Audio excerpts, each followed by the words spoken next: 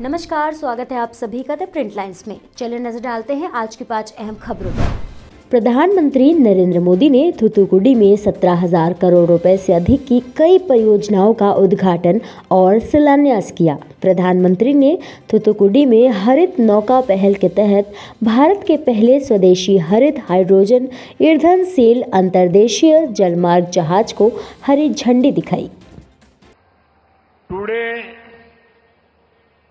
Tamil Nadu is writing a new chapter of progress in Thoothukudi.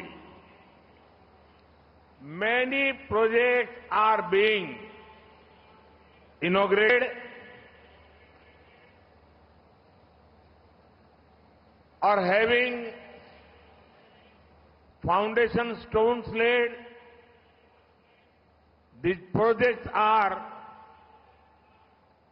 an important part of the roadmap for a developed India. One can also see the spirit of Ek Bharat, Shrestha Bharat in these developments.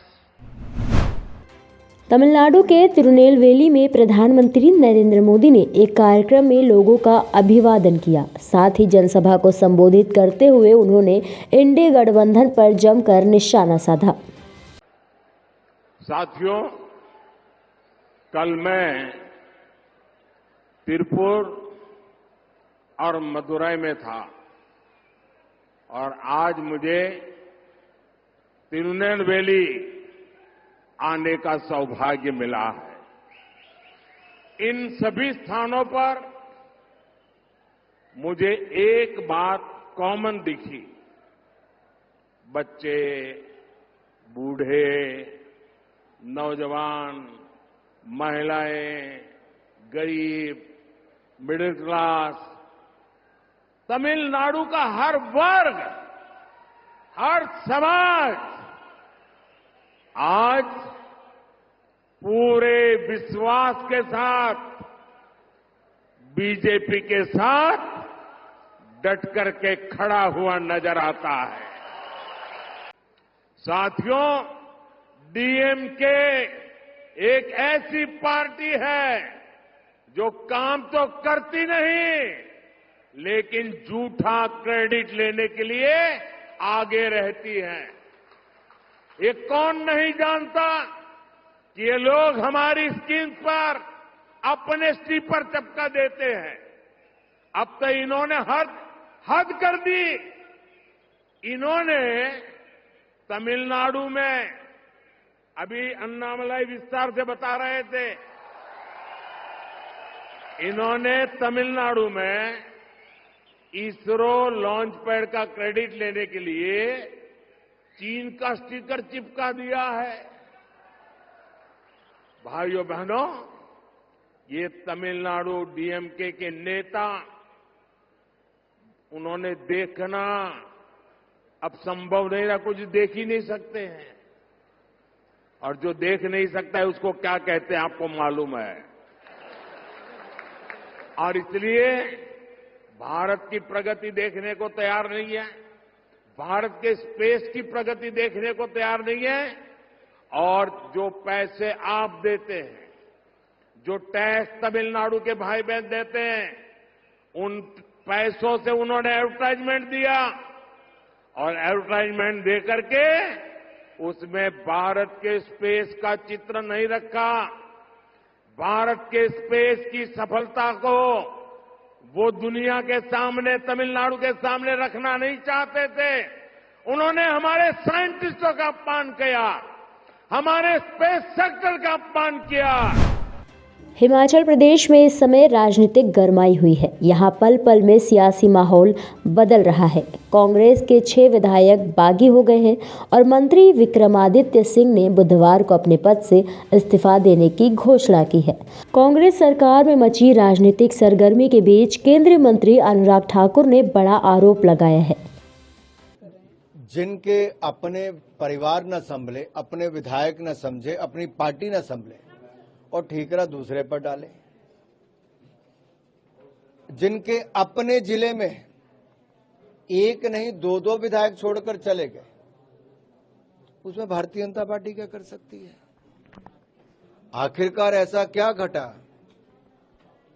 कि ये घटनाक्रम हुआ? आखिर ऐसा क्या दर्द था जो बार बार रोज अखबारों में दिखता था? इनके विधायक खुलकर अपनी सरकार के खिलाफ बोलते थे, एक नहीं कई विधायक बोलते थे। क्या वो भी भाजपा करवा रही थी?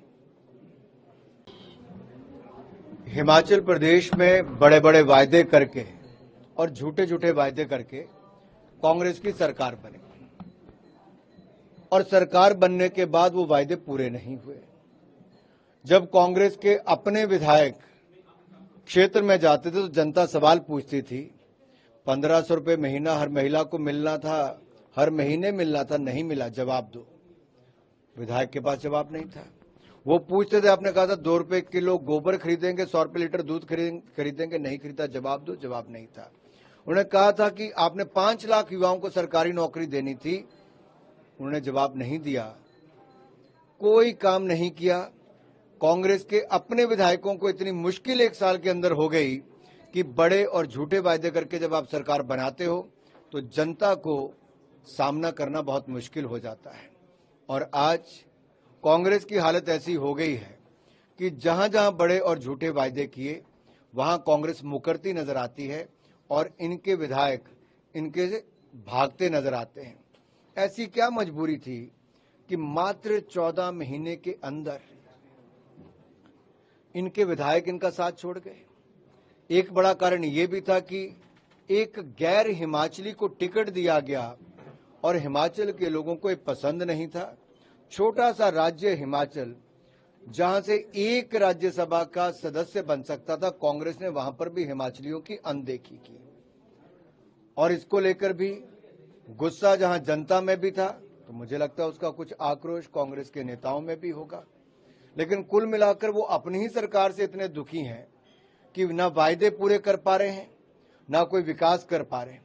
ऐसी हालत 14 महीने में होगी कि विकास कार्य ठप पड़े हैं। वहां पे केवल सरकार और सरकार के मंत्री एक दूसरे पर ठीकरा फोड़ने का काम करते हैं कि आरोप किस पर लगाएं, विकास ठप पड़ा है और ठीकरा फोड़ने का काम हो रहा है।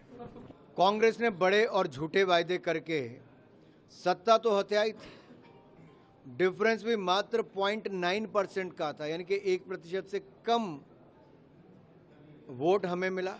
एक डिफरेंस जो था कांग्रेस और बीजेपी के वोट में, वो 1% से कम था। उसके बावजूद उनकी सरकार बनी, क्योंकि बड़े बड़े वायदे किए थे। 1500 रुपये प्रति महीना हर महिला को देंगे, बड़े वायदे किए थे, लेकिन वो कुछ पूरे नहीं हुए। कांग्रेस के विधायकों को चेहरा दिखाना मुश्किल हो गया था। मुख्यमंत्री के यहाँ सुनवाई नहीं थी। आक्रोश जनता में तो था ही, कांग्रेस के विधायकों में भी बढ़ चढ़कर आक्रोश बाहर आया। और उनको पहला अवसर जैसे मिला राज्यसभा के चुनाव में, कुछ लोगों ने अपनी ही पार्टी के खिलाफ, कांग्रेस के खिलाफ वोट किया। अब वो दरारें और बढ़ती नजर आ रही हैं। कांग्रेस पार्टी की फूट कलह और नजर आ रही है। और जो एक लंबा इंतजार 14 महीने तक करके देखा कि सरकार में कुछ नहीं हो पा रहा, विकास भी थम गया, वायदे भी पूरे नहीं हो पा रहे, तो स्वाभाविक है कि जनता का आक्रोश ये कांग्रेस के नेताओं ने देखा कि अब कांग्रेस को पूरी तरह से जनता नकारने वाली है। तब कांग्रेस के अंदर ये गतिविधियां शुरू हुई हैं। और मैं यही कहूँगा, ये तो होना ही था और हो रहा है। तो 14 एमएलए सस्पेंड कर दिए कांग्रेस। देखिए, जितना मर्जी अन्याय करेंगे, इससे कुछ होने वाला नहीं है। ये एक बात स्पष्ट है कि हिमाचल की जनता किसी बाहर वाले को भी राज्यसभा के उम्मीदवार के रूप में जो कांग्रेस लाई, उसको स्वीकार नहीं था। ये कांग्रेस के नेताओं को, विधायकों को भी स्वीकार नहीं था।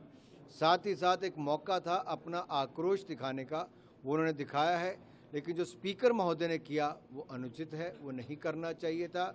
अगर उनके पास नंबर्स नहीं हैं तो उसका पहला उदाहरण उन्होंने खुद दे दिया है कि बीजेपी के विधायकों पर गाज गिरा रहे हैं, जहां एक और उनके अपने कांग्रेस के विधायक छोड़कर जा रहे हैं। संदेश खाली मुद्दे पर बीजेपी सांसद दिलीप घोष ने ममता सरकार पर जमकर निशाना साधा। भाजपा सांसद दिलीप घोष ने कहा कि हमारी एक ही मांग है कि संदेशखाली में जो घटना हुई है उसका प्रतिकार चाहिए।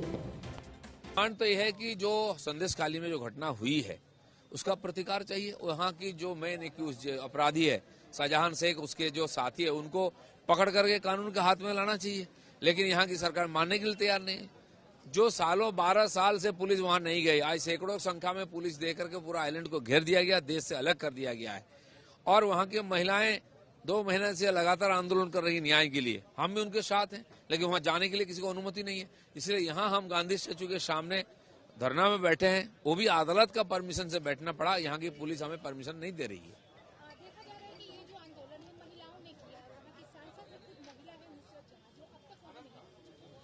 दुर्भाग्य ये है, यहाँ की मुख्यमंत्री महिला है, वहाँ की सांसद महिला है और सबसे प्रताड़ित है महिलाएं।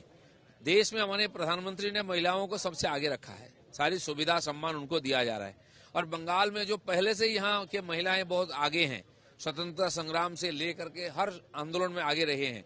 देश को आगे बढ़ाने में, शिक्षा को आगे बढ़ाने में उनका योगदान रहा है। प्रधानमंत्री उनको सम्मानित किया है। लेकिन यहाँ सबसे ज्यादा अपमानित, प्रताड़ित है महिलाएं। तो मुख्यमंत्री उसके बारे में चुप्पी रखें। जिन्होंने ये सब कुकर्म किया है उनको बचाने की और प्रयास कर रहे हैं। पुलिस को बोला गया उनको पकड़ना नहीं है, ना कानून के सामने लाना है, और खुद भी वहां नहीं जा रहे हैं, ना किसी को जाने दे रहे हैं। भारतीय जनता पार्टी ने कर्नाटक विधानसभा में कांग्रेस समर्थकों द्वारा पाकिस्तान समर्थक नारे लगाए जाने का आरोप लगाया है, जिसमें कहा गया है कि राज्यसभा चुनाव में कांग्रेस के नसीर हुसैन को विजेता घोषित किए जाने के बाद पाकिस्तान जिंदाबाद के नारे लगाए गए। इस आरोप के बाद कर्नाटक में राजनीतिक घमासान शुरू हो गया है। वहीं कर्नाटक की बीजेपी इकाई ने विधानसौधा पुलिस स्टेशन में एफआईआर भी दर्ज कराई है। Today, as some of our workers, supporters and some people were celebrating the victory of 3 candidates, I was there in the midst of them, and then lots of slogans like Nasir Hussain Zindabad, Nasir Khan Zindabad, Nasir Saab Zindabad, Congress Party Zindabad, and all were being raised by some of the workers. Then all of a sudden, when I was leaving to my house, then I got call from the media saying that somebody has raised slogans of Pakistan Zindabad. I would like to say here that when I was there, when I was in the midst of the people, there are lots of slogans that were being shouted there, but I never heard a slogan called Pakistan Zindabad there. But whatever it is, we already asked the police and let the police investigate it. If somebody has raised such a kind of a slogan, then he has to be dealt with sternly and strictly according to the law. There should be an inquiry, and in case if somebody has morphed the video, if somebody has doctored the video and played up mischief, even that has to be inquired. Or if somebody has given the slogan, who is he, from where did he come, and how did he enter the premises there, and what was his intention and motive of shouting the slogan should also be seen.